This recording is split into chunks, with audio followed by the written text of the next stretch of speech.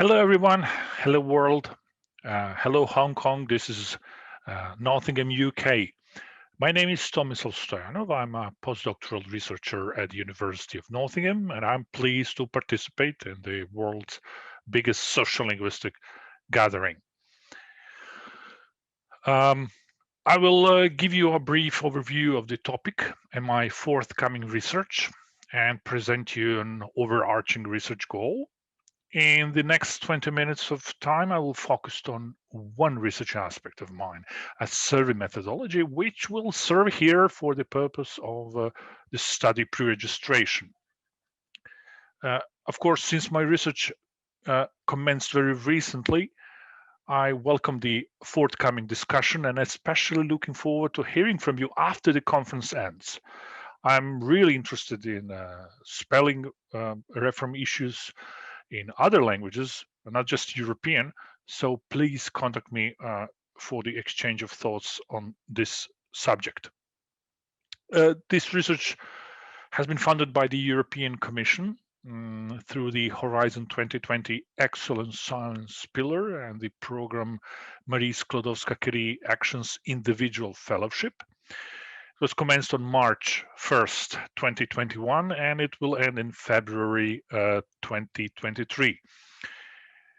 My postdoctoral host institution is the University of Nottingham, School of Cultures, Languages and Area Studies, and I work under the mentorship of Professor Nicola McClellan. More about my research can be found on this European Commission's Cordis webpage. The dedicated web page will be launched soon. Languages are changing over time. That is a well-known fact. However, some people might have an impression that we have now reached the floor. That's it. This is the era when we have established language norms. We found the most efficient, most convenient way of writing, so no need to change things further on. But languages are changing whether we want it or not just intrinsically from within the speaker, but also extrinsically from outside, from the society that has invented standard languages.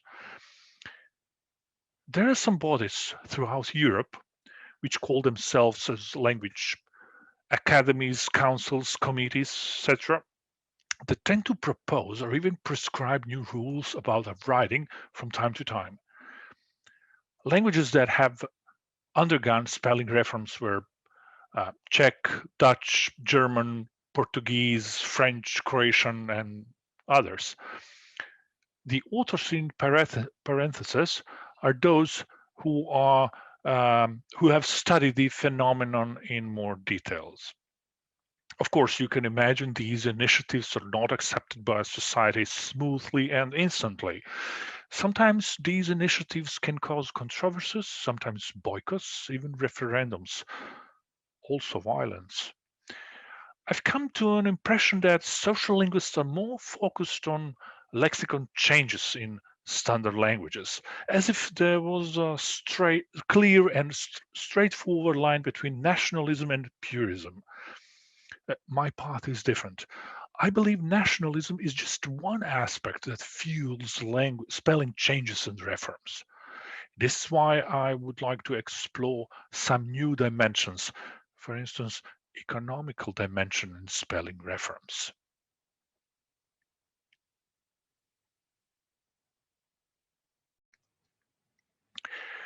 I am one of the co-authors of the Normative Croatian Spelling Manual, issued in 2013 by the Institute of Croatian Language and Linguistics. I felt privileged to participate in the project, but in the same time, I discovered how difficult and sensitive it became for me to write about the spelling standardization and the rather trivial things such as single or double quotation marks. After a conference on pluricentric languages in Slovakia in 2018, where I had a presentation with the title you see on the slide, based on this title and 200 word abstract behind this link, I got an unofficial warning which might lead, in case of the continuation of my violations, to the termination of the employment contract. I was informed that, I quote, this was translated by a sworn-in court interpreter, "Your views are contrary to the standpoints on the Institute and are thus unacceptable to us. It is recommended that you do not participate in events which start from a position opposing the views which the Institute takes." I emphasize this to prove you how things can get dangerous for a researcher's career if you want to study sensible societal issues like the name of your language. Luckily, whenever a researcher that curiously lurks around bumps to an invisible wall, not knowing what exactly hits him or her, it's likely that he or she might just have discovered a subject worth studying. So here I am. My goal is to understand better the spelling reform change phenomenon. In other words, I'm interested in why written norms are changing, what the motives are, how these actions are governed, how the public reacts and why, what the origins of orthographic conflicts are, and so on. This is the model representing my research. There are 4 strands or perspectives surrounding orthographic conflicts: speakers, language authorities, and also, not to be forgotten, the media. The media outlets are powerful in bridging language authorities and speakers. The way the message is being transmitted from one side to another really matters for the perspective of this study. The last is the socio-political context in which a reform or a change is framed. These arrows represent my research objectives. The first is a perspective on speakers' attitudes as a correlation between speakers and media. The second is a perspective on the media representation or on orthography and spelling changes as a correlation between the media outlets and socio-political context.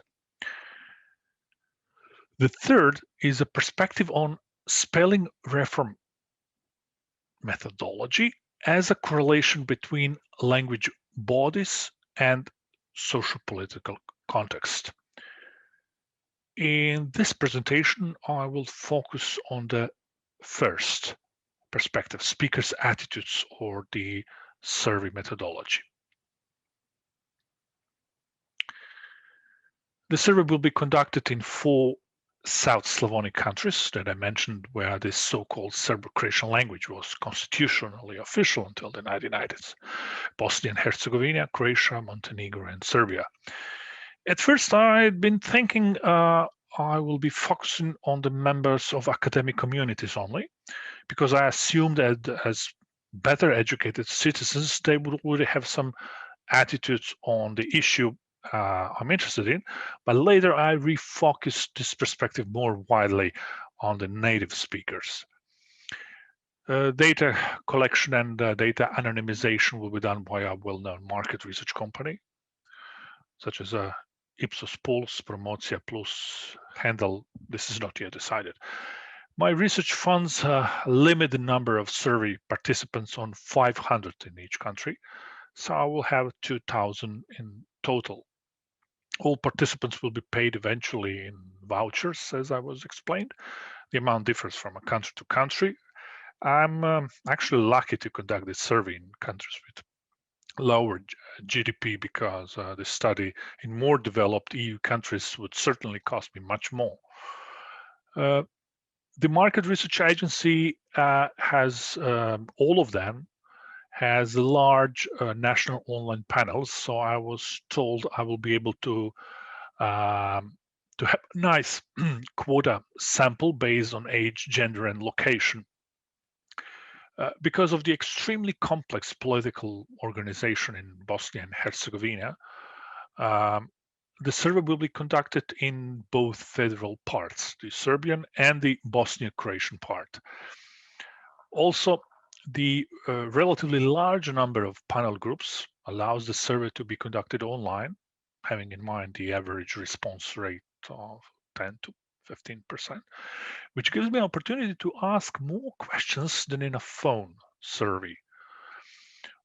Unlike boring surveys in which you ask how do you feel like on some toothpaste brand, based on my experience, I expect language identity is an attractive subject, and people like to be asked on their identities and the way they think. The number of questions is not yet defined. It will vary between 25, 30. The reason I don't have all the questions already defined now to present you here is twofold, because first, my research has just recently began, and second, I need to do field work to establish the right questions and to launch the pilot study with the carefully selected number of 10 participants in each country: sociolinguist, journalist, orthographer, etc.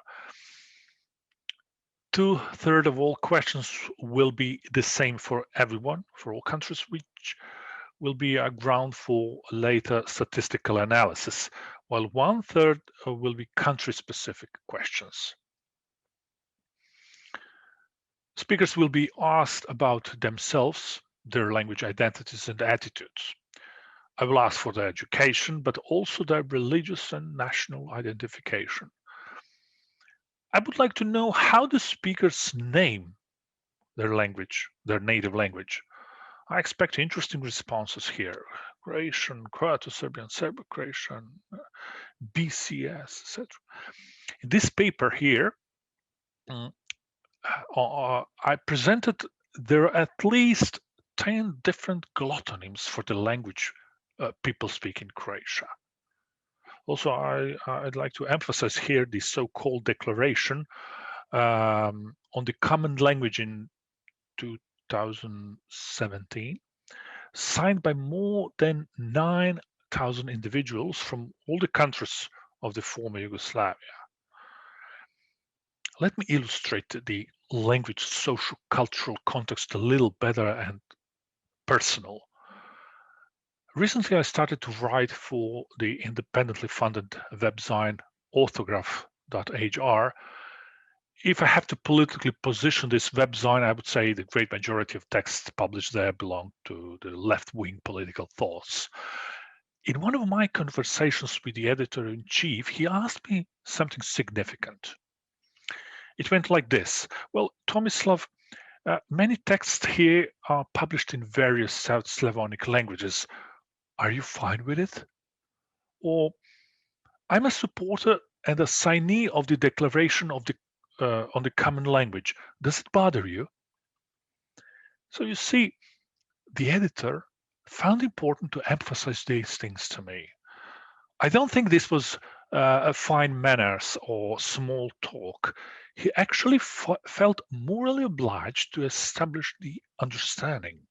This was significant, wasn't it? Back to the survey questions.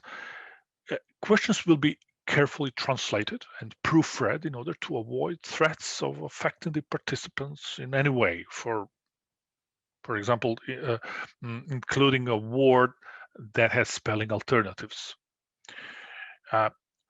Survey questionnaire will be open for the period of 3 weeks. It will be launched in all 4 countries simultaneously in January 2022. Questions will be various types: yes, no, 4 choices, like it type scale. I will collect data on language attitudes, such as on their support on purism, the need for language prescription, language acts, whether they consider their national language is endangered, and whether they accept the new spelling. The statistical data analysis will be based on 3 hypotheses. I will test the hypothesis that there is a correlation between the religious and language national consciousness. I use this term consciousness following Oakes, who compared French and Swedish speakers in his study in 2001. Second, I believe there is a correlation between language national consciousness and support for spelling changes and reforms. Third hypothesis, I would like to test whether language national consciousness is more significant in countries with a high degree of ethnic heterogeneity, like Bosnia and Herzegovina and Montenegro, compared to the countries that are more ethnically homogeneous, like Croatia and Serbia. So this quantitative data analysis will provide me insights on the issue of nationalism and language. For instance, are those who support the concept of a common language does not support language changes in their countries? In the long run, I would like to compare 2 language groups, the South Slavonic and North Germanic ones. Some would say these countries are socio-political antipodes. My interest lies here because both language groups have some important common features: mutual intelligibility and the long history of a regional identity: Nordic, Scandinavian, Illyrian, Slavonic, Yugoslavian, but with very different political background, GDP, corruption index, and so on.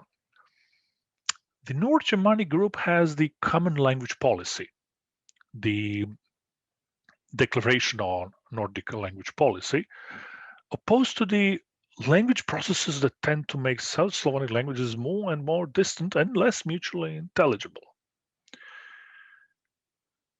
Thank you for your attention, and I welcome your questions.